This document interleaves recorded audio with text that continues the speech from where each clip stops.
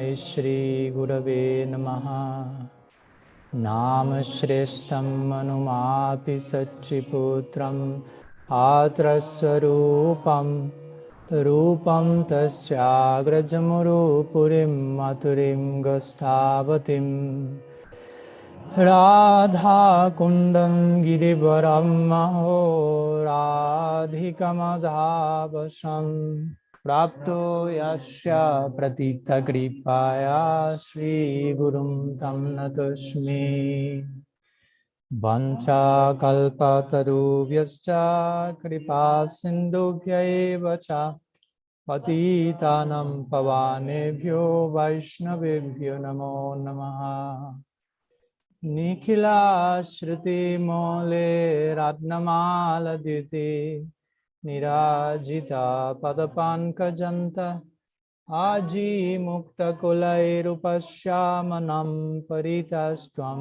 Harinam Samshrayami Anarpita Charim Chirat Karunayavatirna Kalho Samarpaitum Unnatojvalarasam Svabhakti Shriyam Hari Purata Sundara Dhyuti Kadamba Sandipita Sada Hridaye Kandhare Spurato Vasachinandana Ajanulambita Bhujo Kanakavadato Sankirtanai Kapitaro Kamalaya Taksho Vishwambaro Dhyabaro Jugadharma Palo Vande Jagat Priyakaro Karunavataru Ladini Shakti Swarupaya Gauranga Suridaya Cha Bhakta Shakti Pradhanaya Gadadhara Namostute He Krishna Karuna Sindho Dinabandho Jagatvate Gopesha Gopika Kanta Radha Kanta Namostute Radhe Vrindavanadishe Karunamrita Vahini Kripaya Nijapadabja Lasyan Mayam Pradiyatam Bhaktya Vihina Aparadha Lakshaya Shitaschakamadhi Tarangamadhye Kripa Maitvam Sharanam Prapanam Vrinde Namaste Sharanarabindam Vrinde Namaste Sharanarabindam Srila Gurudev ki jai, Sriman Mahaprabhu ki jai, Shri Harinam Sankirtan ki jai, Shri Shri Dauji Gopal ki jai, Gaur Bhaktavrinda ki jai, Gaur Praman, Hari Hari Bol. So, good evening to all of you, Pranam, and to all the devotees also online connected. And today we have ISTAGOSTHI, which basically means to get together and try to engage in jignasa, as the scriptures say, atato dharma jignasa, tato brahma jignasa, tato rasa jignasa, but jignasa, inquiry, healthy inquiry, in affectionate inquiry. Brujusnik Dasa Sasya Gura Bogu Hyam Apyuta Guru Maharaj today he quoted one verse from the Brahma Bimohan Lila, which also appears in the beginning of the Bhagavatam, at least those two lines, which mention when we approach Srila Gurudev, the Vaishnavas, with sincerity, they very affectionate will open their hearts and reveal all their secrets to us. So it's basically an exchange of confidence and trust. So here we are trying to present questions or doubts, as Krishna says in the Gita, pariprashnena. So pariprashnena means, prashna means questions, and pari means like everywhere. or like around, like parikram, no? Like pariprashna, like surrounding the lecturer with questions or something like that. Like presenting every question you may have, trying to make the horizon as clear as possible, but in the spirit of nourishing our faith. So in that connection, we have one question that was sent by Haripriya. So she remains present in one form or another. So she shared that, if you could share some ideas. So with your permission, I will share her question, which is quite connected to what we are speaking now here. It says like this. French philosopher Bruno Latour, I don't know how it's pronounced in French, is making the point that a good reader doesn't approach sacred text by asking if they are historically true. Rather, he or she is asking, what is changing in me when I read this text? How is this text transforming me? Could you say some words about how to approach the Holy Scriptures in relation to the life of a sadhaka? So that's the question. Interesting one. Yeah, many things we can say in this connection. Of course, in the very question, Haripriya is presenting the idea of one philosopher who presents two ideas at the same time, which is, we should approach the scripture not in terms of whether their historical accuracy. Mostly, I will say that's connected to the scholarly approach, in terms of the influence, social influences, historical influences around a text, whatever text. And on the other side, the religious approach to scripture, or if you will, the insider approach to the book, and the outsider approach to the book. So in terms of scholarship, Shastra, any Shastra, Bhagavatam, whatever, will be analyzed in terms of sociological impact and historical features and linear time and this type of measurements, if you will, tools that are used in academia. While in the context of a believer or a practitioner, if you will, the approach is considerably different. And of course, sometimes there is some clash among the two. One will be criticizing the other, and the other, many times for good reasons, both parties. The practitioner may be criticizing the scholar, like, your approach is too dry, and too of an outsider. You need to leave the thing to know. You need to bite the apple to know what the apple is about. You cannot just like analyze shape and size and color. You have to give a good bite, and that will give you a whole new realm of experience. But also maybe the scholars or the academics will say, well, you are just sentimental. You are just getting like moved by emotion, and you are not trying to analyze other factors that are important as well. And yesterday and these days, I was seeing one lecture from one devotee, Gaudiya Vaishnava, who at the same time he's a scholar. He's professor in university. He gave a nice talk, and he was, among other topics, speaking about the situation, the struggling situation in which he was in, because sometimes being a practitioner and being a scholar, he was distrusted by both camps. No, the devotees will think, oh, this is a scholar. This is not approaching the revelation with the purely surrendered attitude. And the scholar will say, oh, this may be infiltrated from the religious ones, and this, who knows which type of ideas will.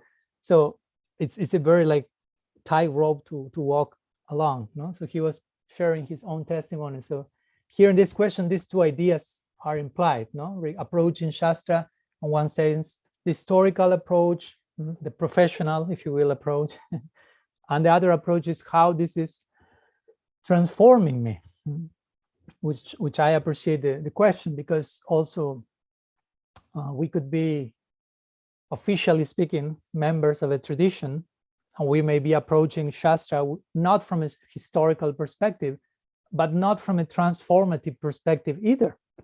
We just may be approaching Shastra out of dogma, out of social pressure, out of custom. Everyone is doing that. So I read this book. This is my religion, more from a social cultural perspective, but not social cultural as a scholar, but as a member of a religion, because also to be a member of a religion can be, I mean, the scholar is analyzing, let's say, the Bhagavad from social cultural perspective, scholarly social cultural perspective.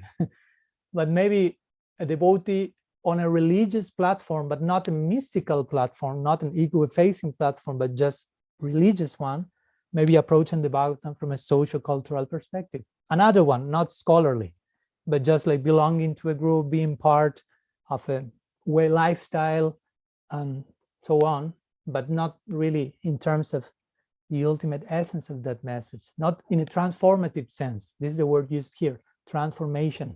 So that's very accurate, because that's how a real progressive sadhakas should address Shastra, hoping to be transformed. Because again, we can remain as sadhakas without being transformed. And for every stage we may be in, some degree of transformation is expected from us. It's not that you have to be a Madhyama Adhikari to go through transformation, and Kanishta Adhikari is not doing any transformation whatsoever. Yeah, it has to. Maybe it's not so concerned with the idea of transformation, but nonetheless it has to transform, like a baby, like a boy, like an adult. You know? For example, a baby may have 1 year. He's not thinking about transformation, but he's going through transformation nonetheless. He has to learn to crawl, to walk, to eat, to say pronounce some sounds. Still, you cannot expect him to articulate Shakespeare or something, but he has to start to mumble some sounds there, even though he's not aware I'm undergoing these transformations. And eventually, he will be expected for higher and higher transformations. And at one point, we'll be aware about the necessity of undergoing constant transformation.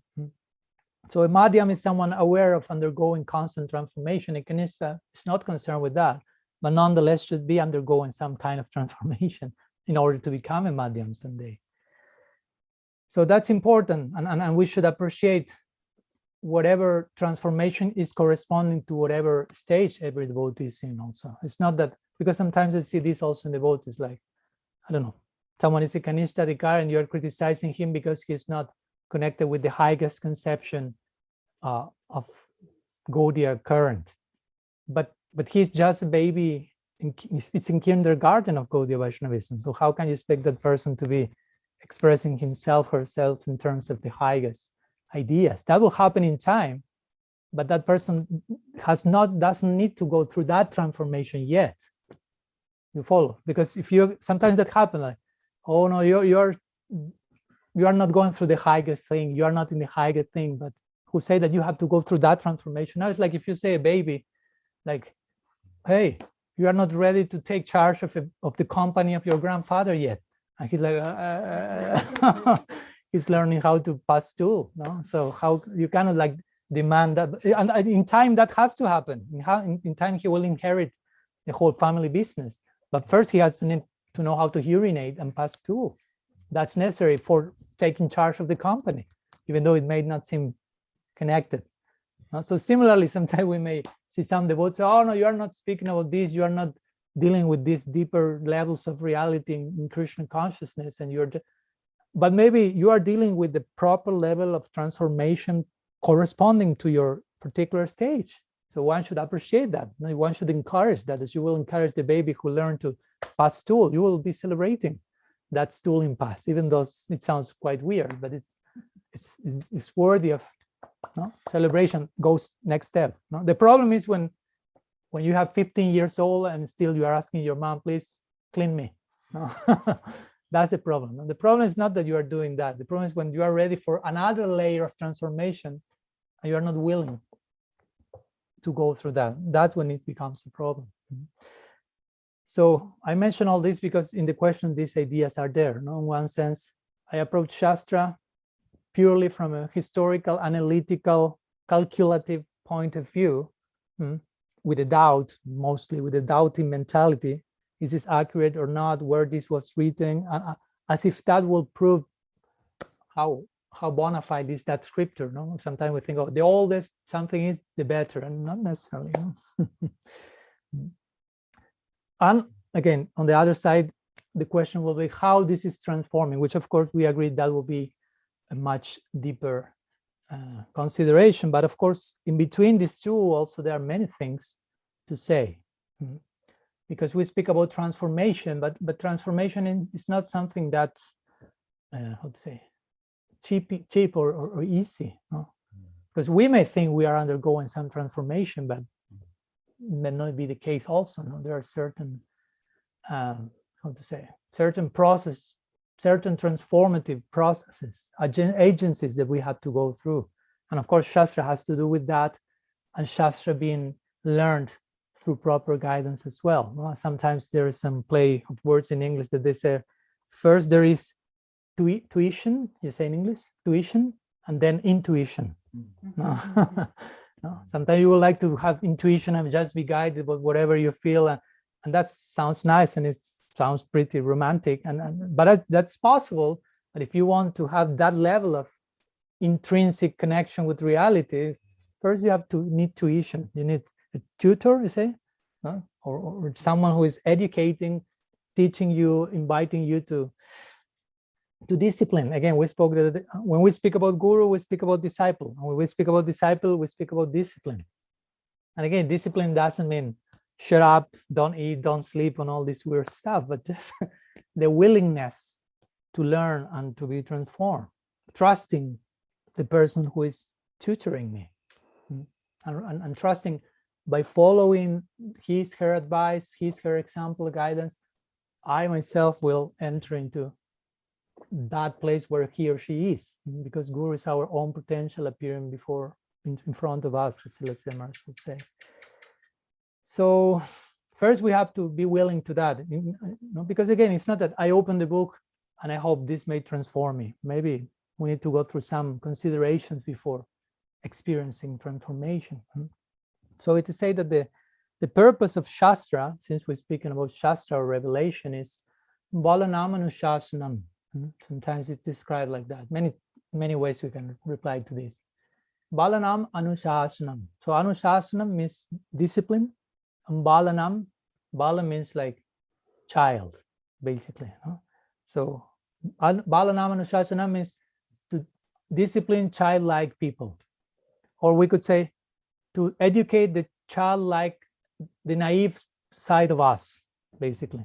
And in time, that side is not so naive any longer, but still needs another level of dedication or discipline, and so on and so on. And so on. There are so many levels, my point is, of instruction. It's not that Shastra is just one thing. You open and no, there are so many levels and layers of instruction, so many Shastras, and so many degrees of eligibility to approach Shastra. That's an important point also. It's not like, oh, let's see which book is the one I like most, the cover. I will start reading this one.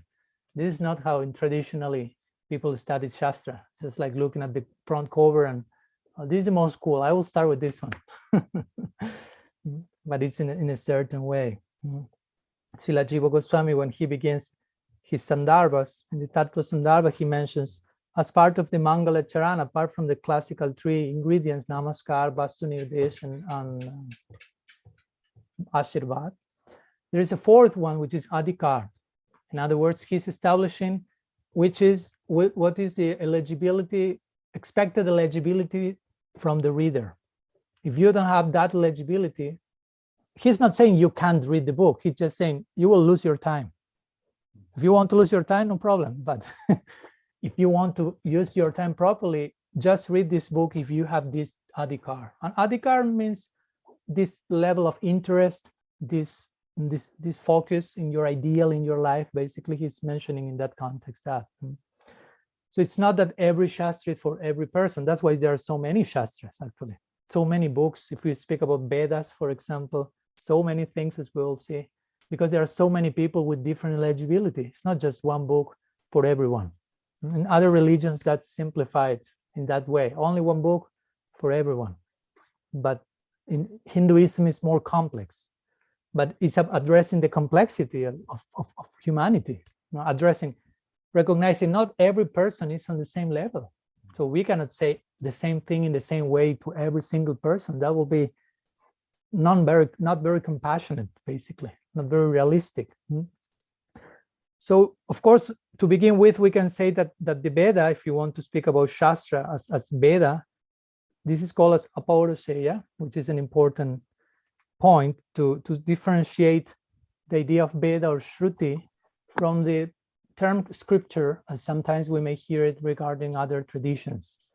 There is some considerable difference because, I mean, even on a scholarly level, it is nowadays accepted. Nobody knows who is the author of the Vedas, because of course, apauruseya means unauthored sounds. No, there is no author. Nobody wrote the Vedas. No, of course, we hear Ganesh wrote and Vyasa dictated and compiled, but all that are like instrumental causes. But the real author, there's no author, actually. Not even Bhagavan is the author. I mean, the Vedas were not created, basically. They're eternally existing. In that sense, Bhagavan is not the author. No, they're eternally existing. They were not created at some point in time. They were manifested on this plane, on this planet at some point in time, but it's not that they were written at some point by someone like any other scripture we know in general, other traditions. They were written at some point by some person. So apauruseya means not apauruseya means a person. So they were not composed by human being, and they're not even composed by Purusha. If you want to take Purusha as to Purushotam, not even composed by by God himself. They're eternally existent sounds that reveal from time to time to rishis. Rishis is a very interesting word. Rishi means seer. So seer means not necessarily author. Again, seer is someone who is seeing, or someone who has a certain darshan or revelation, and he, if you will, channels that.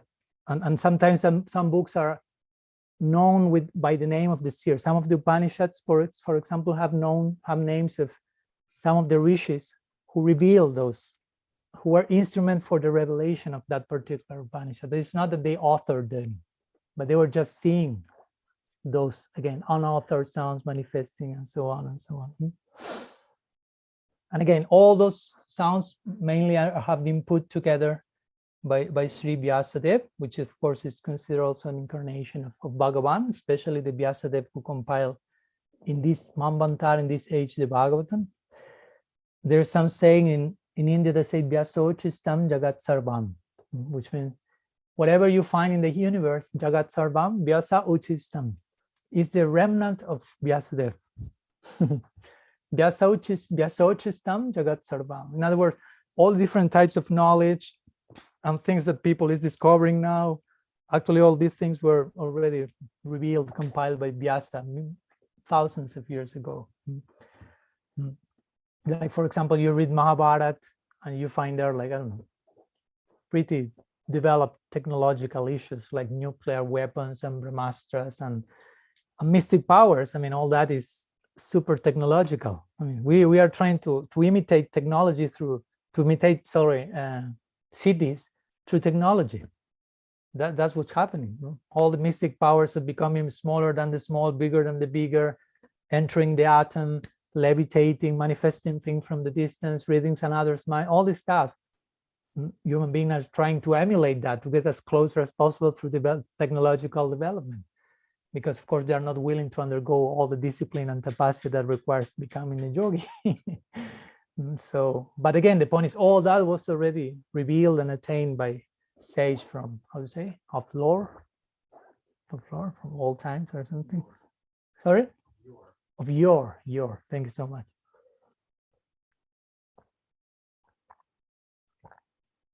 So this type of of means of knowledge, of praman, if you want to use another term, is called shabda, which means revealed sound. A way in which the absolute is addressing us, as Guru Maharaj will say, extending to us from up to down, one form of avatar, if you will, divine descent. Generally, sometimes it is spoken of three main Pramanas, pratyaksha, anumana, shabda, direct sense experience, inference, and sound. So on this plane, we find all the things as well. I mean, shabda, everyone is following shabda also. Shabda means sound, information. People get education and they act on that basis and have certain direct experiences and so on. But for us, shabda means shastra, revealed sound, apauruseya shabda, to be more specific. Because again, you have pauruseya shabda and apauruseya shabda. Pauruseya shabda is whatever you enter Google, you have pauruseya shabda, Wikipedia, school, anywhere. I mean, all the knowledge information is pauruseya shabda. Knowledge, information, sound coming from human beings. But apauruseya shabda means sound coming from infallible source beyond the imperfections that accompany other jivas. But interestingly, how to say, that type of shabda praman, has to take us to a certain pratyaksha. I mean, if we hear revelation, if we address Shastra, it has to take us to a direct experience, to pratyaksha at some point. That's the way we can prove that Shastra is working for us. Because if I ask you, why do you are following these old books? You have faith in them or whatever. And you will ideally try to prove your convictions by some direct experiences you had in your life, by living your life according to what those messages were creating in you. Even they are not strictly speaking books. We say books, but originally they are not books. They were no books. They were just sounds. So Shabda has to take us to a form of pratyaksha. Pratyaksha bhagamam dharmyam shushukam kartum abhyajam, Krishna says in the Gita. So that's the way how we receive Shabda Praman. And interestingly, the Shabda we receive, for example, we enter in contact with the Bhagavatam, and what we receive as Shabda is someone else's pratyaksha, actually. We hear about the direct experience of Vyasa, of someone else. So their pratyaksha becomes our Shabda. And our Shabda has to turn into some form of pratyaksha eventually by us ruminating on that, digesting that.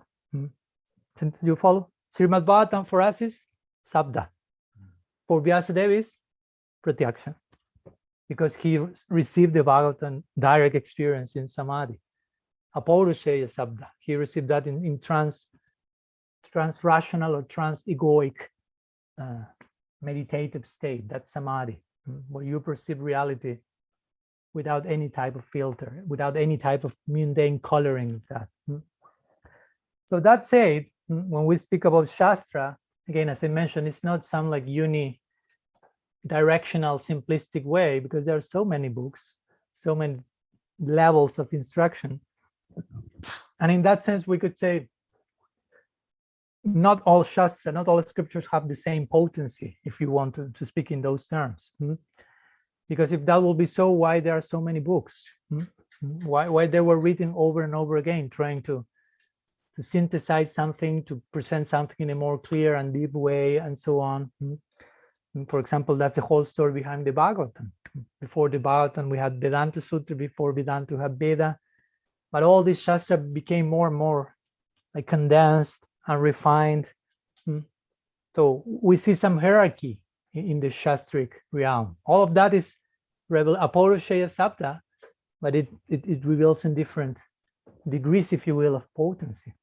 And for us, of course, as Gaudiyas, and our Shabda, how do you say, Pramana Shiromani, in the words of Jiva Goswami, or the crest jewel of all epistemological evidence, is the Srimad Bhagavatam.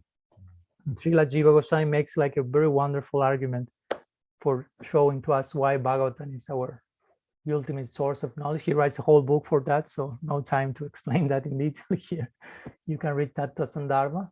Guru Maharaj himself presented an edition of that. Very, very nice logic, because he's presenting a very, how to say, novel idea, because at the time, every sampradaya will take as its main praman what is called prasthana trayi, which means three Tri prasthana. Prasthana means sometimes translated highway.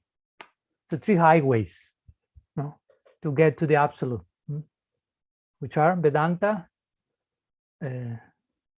Bhagavad Gita, and Upanishads. Vedanta Sutra, Bhagavad Gita, Upanishads, generally 10 main Upanishads, according to the list of Shankaracharya, according to the list of Ramanuja. Some varieties there, but generally that's the, till that point, every Sampradaya says, okay, we have to establish our school of thought. This will be done on the basis of this evidence, Prasthana Traya, and Jiva Goswami will present. We will do that according to the Bhagavatam. And it's like, what? Very nice book, but nobody has done that before. I mean, that's a totally novel idea, and maybe many will say that's like heterodox, totally. So you need to prove why you are choosing the Bhagavatam above Vedanta, Gita, and Upanishads. And of course, he makes a big argument for that. Again, whole Tattva Sandarbha. We won't enter into the details here now. But very simply, he will conclude how the Gita is the essence of the Upanishads, Gita Upanishads, and the natural sequel to the Gita is the Bhagavatam, and the Vedanta Sutra. Bhagavatam is a natural commentary on the Vedanta Sutra. And then the Puranas are the 5th Veda, Panchanam Purusham, Iktihasa Puranam, Panchanam Vedanam Vedam. And among the Puranas, the Sattvic are the highest, and among the Sattvics, the most complete, the Bhagavatam that is complete, and he starts to mention all these different things, how the Bhagavatam is the commentary on the Gayatri and this and that, and therefore, this is our ultimate pramana. I'm just summarizing in 15 seconds a whole book, so forgive me for that. Jiva Goswami Aparana. And of course, on top of that, he says, well, that's the last work of Vyasa. So in the Vedas, there is this logic that if someone says many things, well, the last thing that person says is the most authoritative, because it represents his ultimate development of thought. So Vyasa wrote the Vedas, Puranas, Gita, Upanishad, wrote, again, compiled. But his very last work before his retirement was the Bhagavatam. So there you find Vyasa in his most updated, Vyasa's realization in his most updated form. And it is described in Sastra how Vyasa wrote, books like the Mahabharata for less intelligent people in Kali Yuga, with ingredients that will catch their attention, like romance and politics and all these like action elements that, let's see next page. And you may not be interested in philosophy, theology, but in between he's interwoven all this. So he wrote some of those books for other people, but it's said that he wrote the Bhagavad for himself. In one sense, it was a personal necessity, as we know. The background story why he compiled that version of the Bhagavatam that we know, it was out of a personal necessity. So that's interesting. Generally, people write the book for other people. Generally, you don't write the book for yourself. You need personally to write it, but that happened to this depth. So that shows how this this Srimad Bhagavatam is the ultimate pramana for us. So again, there are different shastras, different shastric statements in so many different books, different ranges of application of those statements, because there are different levels of adhikar. So when we say there are different degrees of adhikar, we are not just promoting discrimination or sectarianism, but just promoting reality. It's reality that not everyone is in the same situation.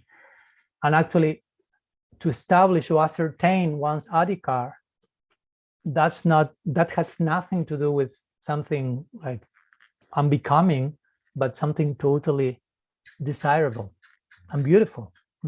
What does the Srimad Bhagavatam say in that regard? Swesve dikari janishta saguna parikirtita. Srimad Bhagavatam establishes that establishing one's own eligibility or establishing, basically he says swesve, one's own, like implying you shouldn't be around like, okay, you are Kanishta, you are, but mostly, first of all, know where you are instead of trying to tell the world where everyone else is. He says, adhikari janishta saguna parikirtita.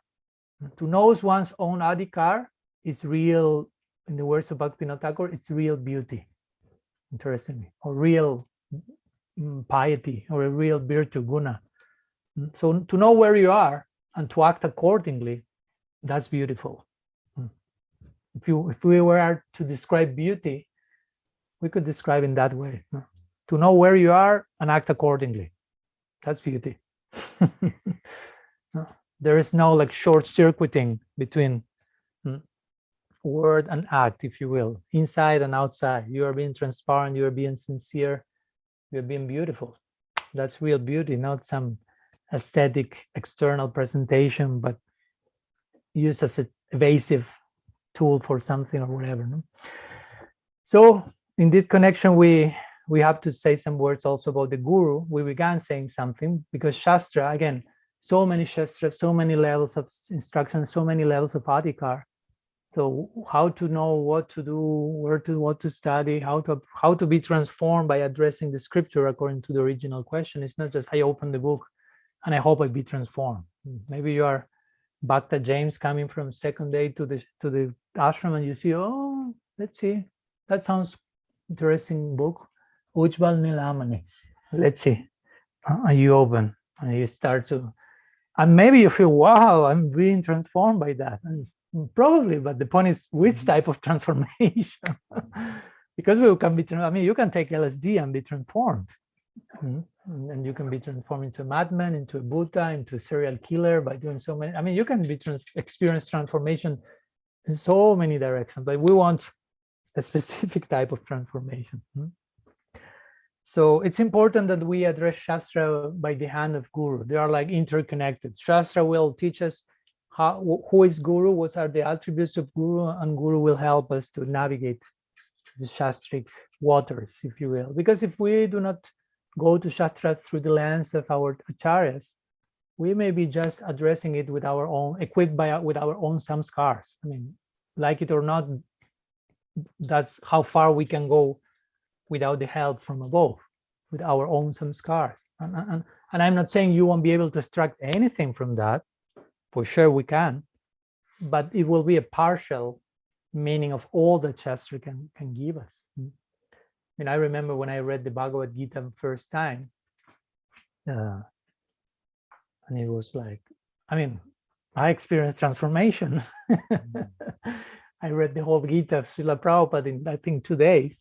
And I was like, I won't say in ecstasy, but for that moment, I will feel I'm in ecstasy. No, that was my notion of ecstasy, of transformation.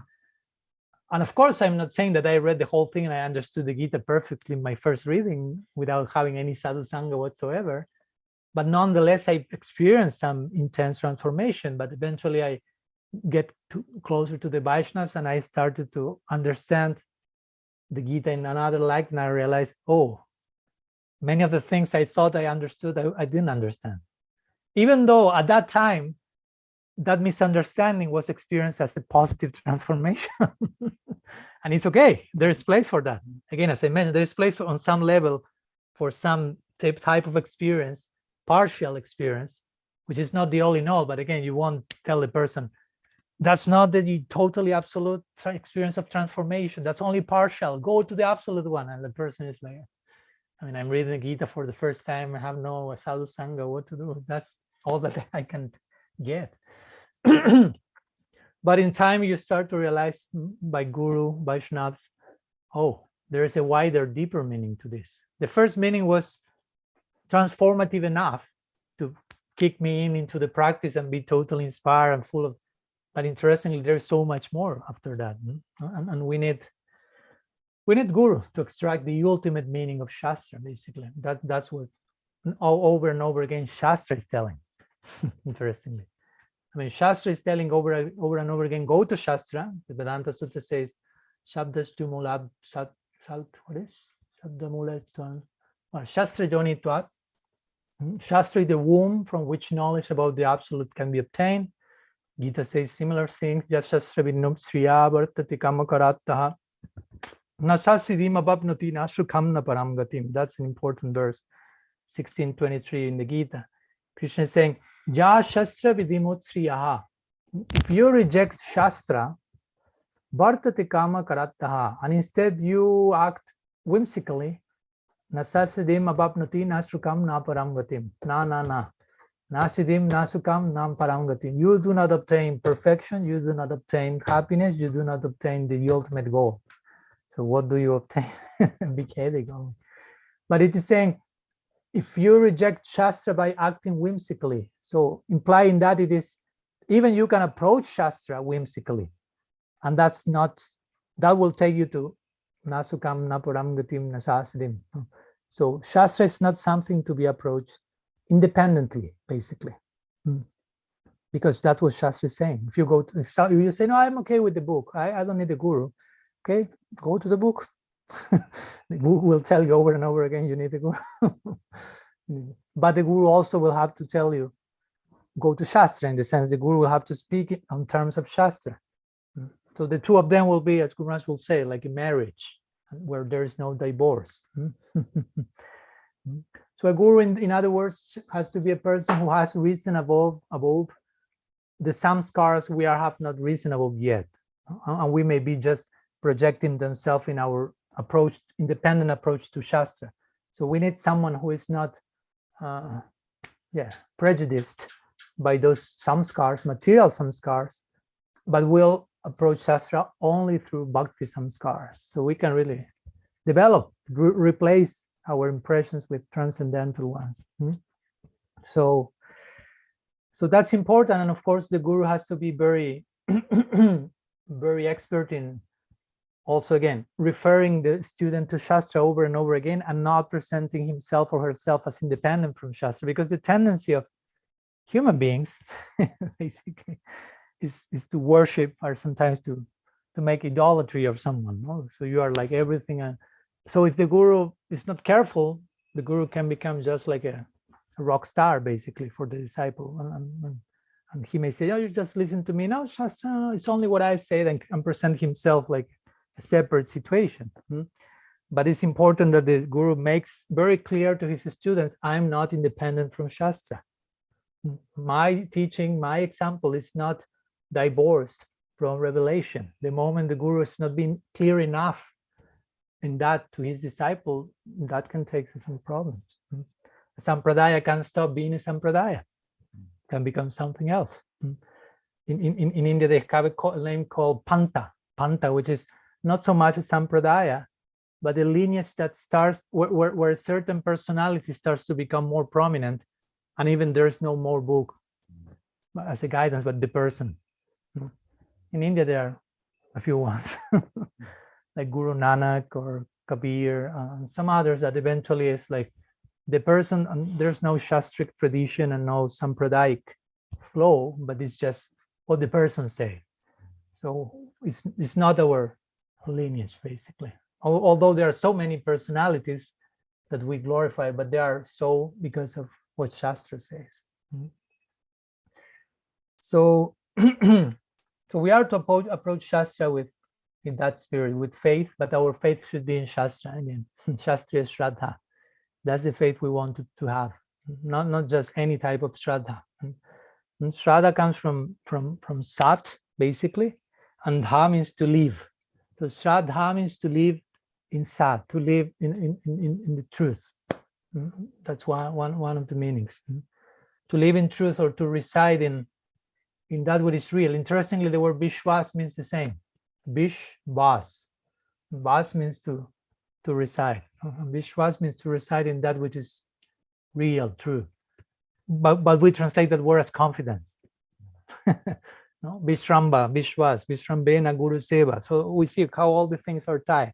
Guru, our relation with the Guru, Shastra, Shastriya Shraddha, learning Shastra from Guru, having faith in the scripture, but all that has to be, again, a deep confidence. Faith is not just mere belief, but the natural confidence that comes out of experience. You experience something and you have confidence in your experience. You cannot deny that, basically. No, that's what someone asked one Carl Jung. I like his reply. Maybe you heard that. They asked him, do you believe in God? And he said, no. And then he replies, I don't believe in God. I know he exists. I mean, I don't need, it's like if I ask Kamalaksha, do you believe in Krishnangi? And he'll say, no, I don't believe. I mean, I know her. She's real. I mean, so you do not need to use that term, believe in. But I have experience, and I have confidence of that undeniable experience that transformed my life. So that's the type of faith.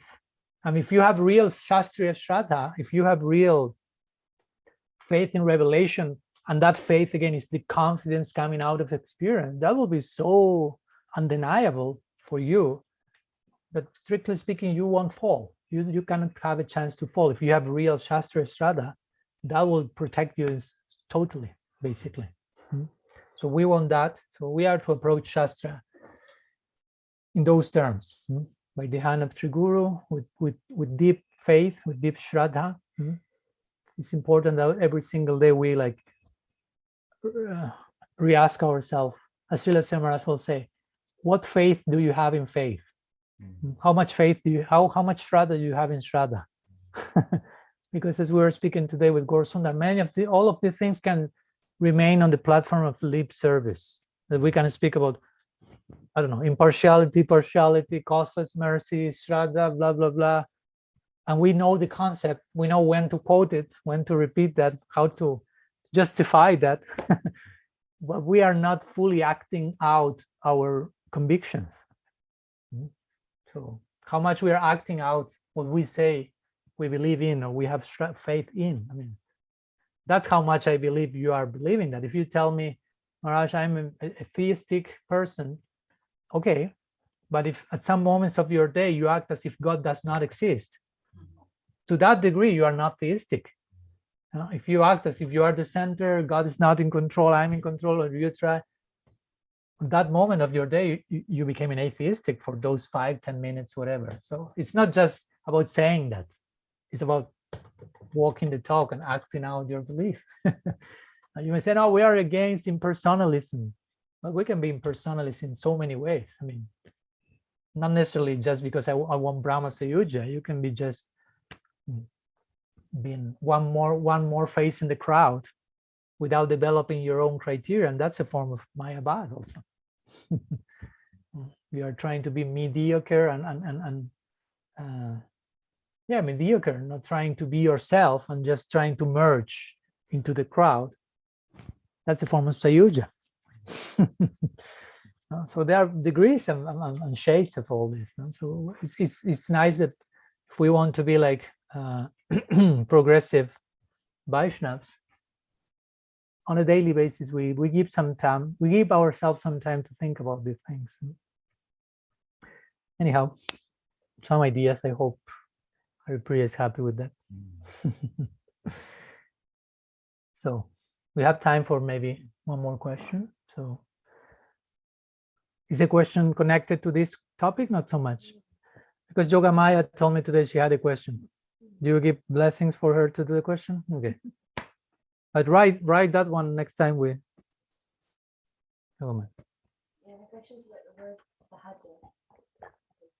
You mentioned, anyhow I understand that it's the sense of imposing on Lula without the adhikar, without qualification, or I wonder if you use some another explanation that the inherent nature, something like this. So I wonder if you could explain. Okay. So some words on the meaning of the term Sahaja, which has different degrees, layers of meaning.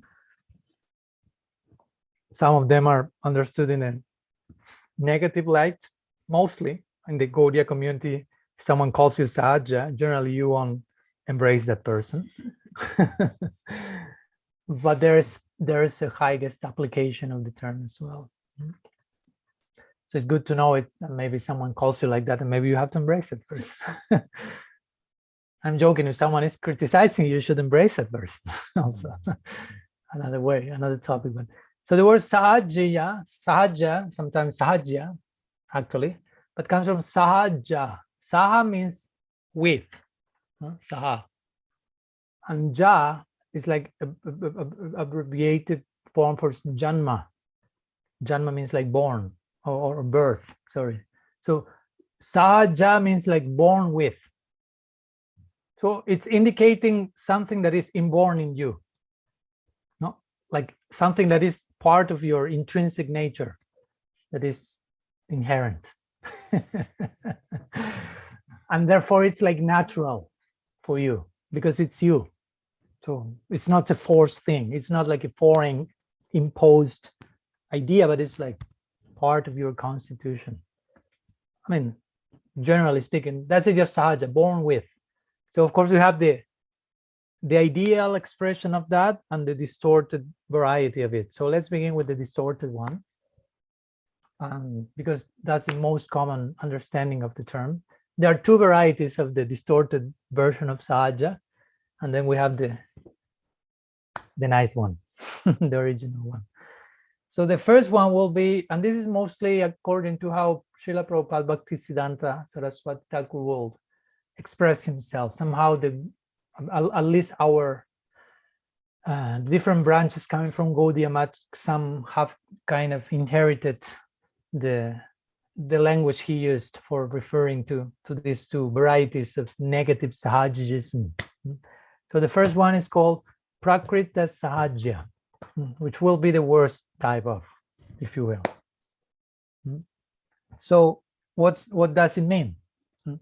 Prakrita Sahaja. Generally, this is described as people who, in the name of the higher thing, which means basically the romantic affairs of Shri Radha and Krishna, I mean, there's nothing higher than that. You cannot get higher than romantic interaction between Shaktiman and Shakti. No need to enter into further details here. But in the name of that, which is the highest thing, you are engaging in something that, as Guru Maharaj referred today, quote in the Bhagavatam, Shastriyo Mitunya Bhav, Samsarititi. That samsara is out of the combination, samsara is preserved, if you will, because of Maitunya Bhav. Maitunya Bhav means the attraction between male and female, which of course we are not condemning, but we should have to know how to deal with that here. No? Again, it's not like we are just only promoting that in an unrestricted way. As Guru Maharaj said, it has to always be some, how to say it, some limit to that. You cannot just follow your intuition, your instinct, because your instinct may be an animal one in that particular department. So the Sahajas mostly are those who, in the name of Radha and Krishna, they're engaged in sexual activity in this world, like emulating the loving interaction of the divine couple, and trying to, with this idea, as above, so below, creating this form of, if you will, tantric approach to the worship of Radha. And that's a very detailed elaboration on that. I once read a book of one scholar, Sukanya what? Chakrabarti? What was the name of the book? I don't know, but it was interesting. And she was analyzing like that particular lineage and other things going on in Bengal, and in detail what's going on in their practice. And it's like, okay, I won't tell you in detail, that's too much. But basically they have two premises. They say Krishna prem is inherent. Krishna prem is dormant, if you will, in the heart. And this prem can be awakened by practicing sexual interaction with a female partner, if you are male, or vice versa. So that's their sadhana, basically. No, Krishna prem is there, latent. How to activate that? Well, find a partner, basically, and engage in. Of course, they have some rituals and details for the sexual interaction. It's not just like unrestricted, weird stuff in every single sense. There's some discipline in that context, but nonetheless, they are considering basically that through material interaction, one can conceive Bhagavan, who is totally beyond matter. So those who think that through material nature, which one name of that is, what's one name from material nature? Prakriti. Yeah. So those who think through Prakriti you can achieve Bhagavan in natural way are called Prakrita Sahajas. Of course, Prakrita also means mundane, but It has to do with prakriti. So they resort to prakriti in the form of sexual interaction as their main sadhana, and they basically engage in that. And that there are many particular parts of the sadhana. They drink each other's like urine and excreta and the liquids coming from menstruation, and they make, again, I say I won't enter into detail, but just for you to have a glimpse of the sadhana. They were really, I'm being serious. And they conceive that everyone else, many of them are so-called Gaudiyas. In Bengali, it's full of them.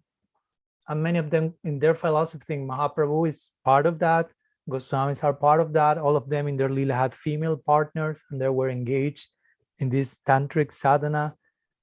Interestingly, like Gaur Nagaris, those who follow Gaur Nagari think, oh, everyone is a Gaur Nagari basically. So those who follow this Prakrita Sahaja doctrine also project all of, although there's nothing to say that about that in Chaitanya Charitamrita, Chaitanya and so on.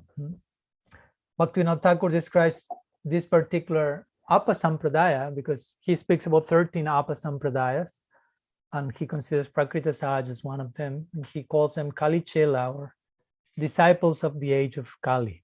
Like in the name of something very high are engaging in something not that high, if you will, and trying to justify that and so on. So very briefly, that's Prakrita Sahaja. Then below that, I mean below, I don't know how to say that. Thank you. It's the Sahajas. We will have Prakrita Sahajas, and Aprakrita Sahajas. So we already spoke about Prakrita Sahajas. Sorry. Then we have Sahajas. So according to Prabhupada Bhaktisiddhanta, Sahaja is not someone who is indulging in those, if you will, illicit activities in the name of the highest lila, but who is taking the process cheaply, basically, who is not willing to pay the rightful price for love, basically. Someone who, I don't know, likes to speak about or hear about higher topics, but is not too willing to engage into the necessary discipline to earn some merit. In the words of Srila Puri Maharaj, first deserve, then desire. Or in the words of Srila Siddhar Maharaj, fools rush where angels fear to tread. Now, different ways that our Acharya have described, like rushing into an area which is beyond our head, without taking the time, the necessary time to acknowledge all the things that need to be in place before entering there. So it's more of an imitative way where we will, I don't know, that's sometimes quite connected, especially in the discourse of Prabhupada Bhaktisiddhanta with the giving of Sita Pranali and Ekadashabhav on these like existential ingredients of one Siddha Deha, and people meditating in that identity without having the adhikar for that. Again, we are not against that in itself, because some of our acharyas have received that, and that's mentioned. But yes, we do not agree with the engaging in those types of practices without having proper, again, adhikar, legibility. Like Jiva Goswami will say, Guru Maharaj quotes that in, I think, Tattva Sandarbha. He will say, first maranam, then smaranam. So maranam means death, then smaranam. And death will mean death of the ego, of course. That's the death we have to go through. That's the death that creates all the other deaths. I mean, if you go through the death of the ego, there's no more death of any other type. So Jiva Goswami said, first maranam, then smaranam. Now, if you want to absorb yourself in full remembrance of Krishna, Radha Krishna, Sastra, Kaliya, Leela, and so on, first smaranam.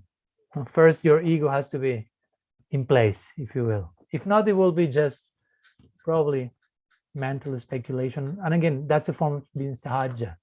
No? Like, no, you want artha pravriti without anartha nivriti, in the words of Prabhupada Bhaktisiddhanta also. You want to the highest attainment without cleaning your heart, without the necessary Chetodarpana Marjanam that Mahaprabhu mentions. I mean, that's mentioned by Mahaprabhu for some reason, I think. Many other things come after Chetodarpana Marjanam, but the very Shikshastakam begins there. So in brief, that's the Sahajas, according to Prabhupada Bhaktisiddhanta's vision. They are devotees, they are not engaging in this extreme illegal, if you will, actions in the name of the highest worship, but still they are not willing to do the proper sacrifice, surrender, to really pay the price of real love. Love has a price. No? So in time we get acquainted with that, and well, we will see who is willing to that. And generally in time, of course, there are not that many. And Krishna himself says that in the Gita over and over again. Manusyanam sahasra sukha chiddin. Of many, only one looks for truth. Of many, only one. Of many, only one. Of many. No? So it requires, it has a price. So Sahaja, I will say it's mostly someone who is not willing to pay the price, or maybe not willing to acknowledge that he or she has to pay the price also. No? Because you may not be able to pay that full price now, but you at least acknowledge, I don't want to cheat myself. I know that I have to go through this. Still, I'm not ready to do that quantum leap from today to tomorrow, but I don't want to lose sight of that. I want to acknowledge the price I have to pay eventually. I don't have enough currency now to pay that much, but I want to, how to say, capitalize myself so I can invest more. So those will be the Sahajiyas. And finally, just to finish, we have the Aprakrita Sahajiyas. So Sahaja, remember, means like natural or inborn. So in the case of the Prakrita Sahajiyas, they very naturally engage in sexual activity, like if this is a very natural way of awakening divine love and connecting with the divine couple, everything very spontaneous. And these Sahajiyas are not engaging in that, but nonetheless, they won't like to act naturally and spontaneously on a platform that they are not actually spontaneously situated yet. So it's more like of a forced imitation that appears very natural, but is a kind of show yet. No, it's not natural. And finally, we get the Aprakrita Sahajiyas, which are, Aprakrita means like supramundane. Remember, Gurma speaks about Aprakrita many times. Prakrita means mundane, and Aprakrita means supramundane, not mundane. It may seem ordinary, but it's super transcendental. And of course, with this, we refer to those people who have real inborn attraction for Krishna, which are made of that. Another way of saying that would be ragatmikas. Ragatmikas means someone whose atma, whose very being is made of raga, is made of passionate attraction to Krishna. They do not have love for Krishna. They are made of love of Krishna. They are love for Krishna. They do not have raga. They are raga, personified, embodied. So that's inborn. That's really sahaja. That's with them from, day one. There's no day one even. They're from time without beginning. They are there. They just show the Nanda, Shirada, Lalit, and so on. So, so Aprakrita Sahaja has to do mostly with that. And again, for example, the gopis are called like that in Chaitanya Charitamrita, Sahajas. Ramananda Roy is called Sahaja, interestingly. But again, not in a critical way, negatively speaking, but especially because it seems something mundane, but it is not. For example, Ramananda Roy is touching the how do you say, the Devadasis in Jagannath Puri, these girls who dance for Jagannath. So he's teaching them how to dance for Jagannath and play mudras, but he's totally in the bhav of a gopi. So he's one with them, one more girl there dancing, but externally he's a man. No? So it may seem like, oh, he's a perv, you say in English?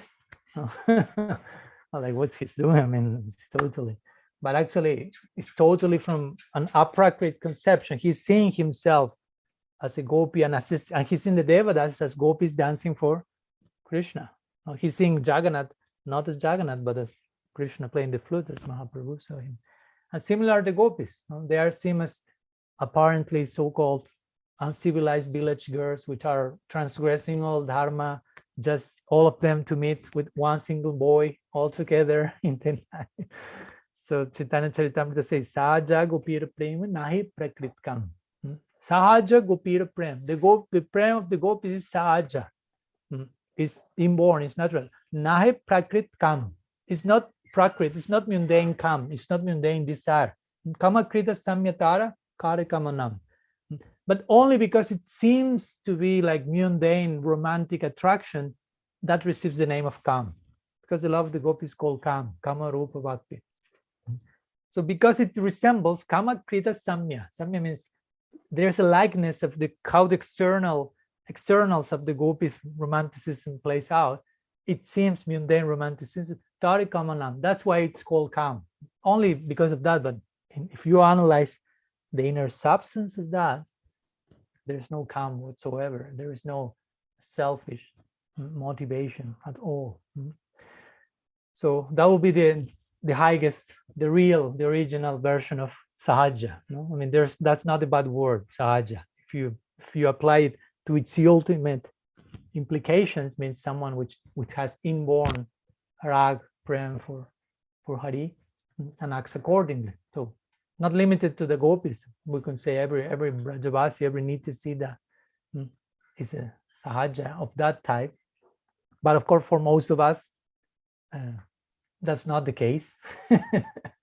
No, just in case, we are not just coming from Golok Vrindavan to redeem the whole creation, at least not myself.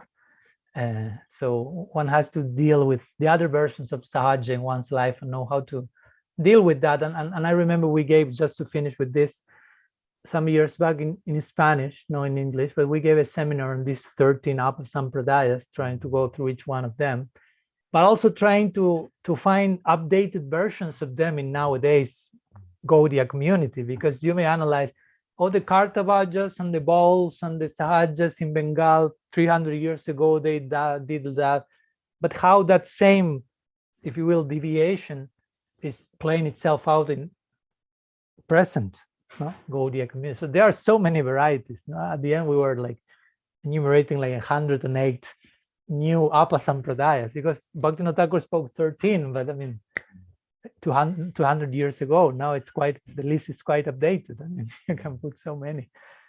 So for example, again, Sahaja is, we can be pretty Sahaja, love without sacrifice. You want love, but you don't want sacrifice. Basically, that's Sahaja. You want the nectar, but you don't want to pay the price of giving yourself, basically. Or you can be just sentimental and you can just want to feel stuff. I want Krishna to make me feel something. Who the heck you are just to feel something? Do you think you have the right to demand from Krishna, make me feel something? Krishna may have more right than you to say, make me feel something. Till now you make me feel so many headaches in life. You make me feel something, and then we can speak about, or even the very idea of the Prakrita Sahajas. Of course, we are not in that school, but we may take sexual act in a way that is not as proper as we could. Of course, we are not, again, condemning that, but we should be very careful not to over-justify that also. The two extremes can always be there. So we have to be like, we are not taking sexual act as part of our sadhana directly, like Swarup Siddha Bhakti.